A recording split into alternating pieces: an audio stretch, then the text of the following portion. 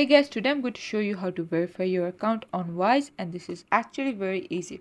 At first head over to Wise either on your mobile or your laptop. So I'm showing you in the desktop right now. So once you're in your profile, you're going to click on this one and then head over to settings.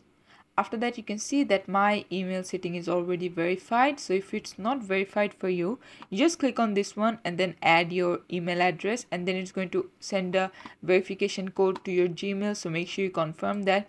And after that, another one to do is head over to this connected account. So I don't have any apps connected, so you're going to click on connect your bank account to verify it, and you have to put either of these countries. So let's say you are from the United States, and then instant verification or manual verification, how you want it. Let's say instant, and then we're going to click on continue. So we're going to head over to continue and then choose whichever bank you are from, and from there it's going to ask you for your banking details and everything to verify your account. And there you go, this is how you can do it. Thanks for watching. Please leave a like and subscribe for more tutorials like this, and I'll see you guys in the next one.